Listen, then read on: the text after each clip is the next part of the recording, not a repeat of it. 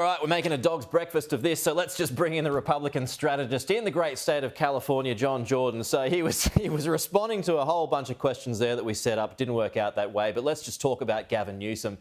So, look, it's supposed to be a strong presidential candidate. You've got to be a good governor, right, John? How's he doing as his second term comes to a close? Well, I think a little history here is in order. As Gavin Newsom himself pointed out there, the next election is 3 years away.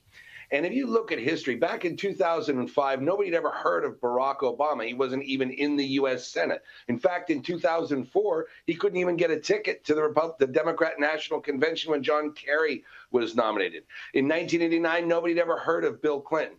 So when the Democrats are in the out party, right, so oftentimes you have to have a new face comes in. Right now, Gavin Newsom's taking up all of the oxygen. You know, he's liked by a certain segment of the Democrat Party.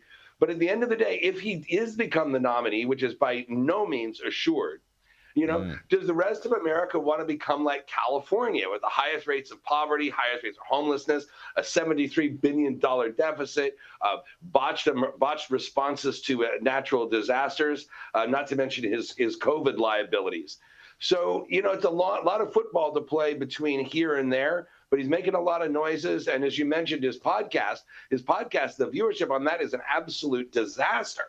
So I don't know how serious a candidate he's going to be, but he has nothing else to do and nothing to lose because he's out of a job here in 2026 when he's supposed to leave the governor's mansion. So he's got like the Bill Clinton-esque look and sound. For those in other states who might not know those issues facing California that you've just pointed out there, could he resonate?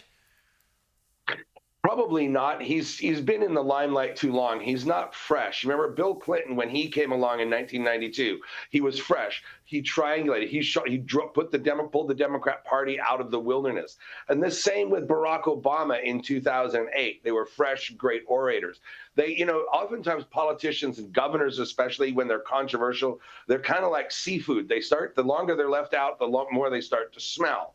And that's not a partisan comment. That's just historical fact. And Gavin Newsom really smells in part because California smells. Well, when he interviews these conservatives, or when the conservatives interview him, he's clearly trying to wade into Republican territory. You know, saying in that interview, for example, that he's not against guns per se, just the laws. How do you think he's approaching those issues that are very strong ones for Republicans?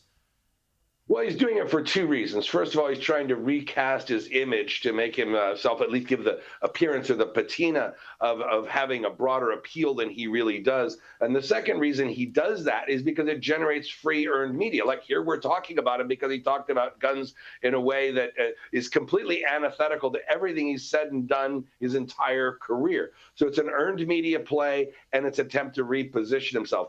But he's a controversial figure at best.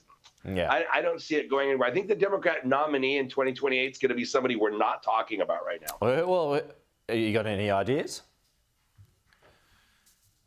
It may be somebody that comes out of the Senate, maybe somebody that comes out of business, or even the House of Representatives. The Democrat Party right now is very fractured. It's increasingly being taken over by the hard left activists, where all the energy and activism is. That's why you saw Mamdani win the primary in New York, right? Yeah. Because they say 8 million people, 400, which is overwhelmingly Democrat, 400,000 people actually chose the nominee there.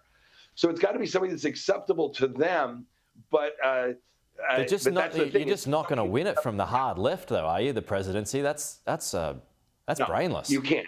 You can't, and that's the circular trap that the Democrats find themselves in because they're hostage to these white coastal leftists when working class people of all races are migrating towards the Republicans in increasing numbers.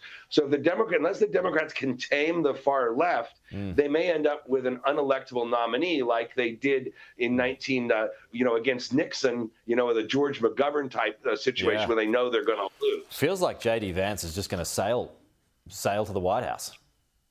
Yeah, you never know. It certainly looks like it's set up well for him right now. But again, 3 years is a long way away. Something, there could be some scandal, some world event. You never know.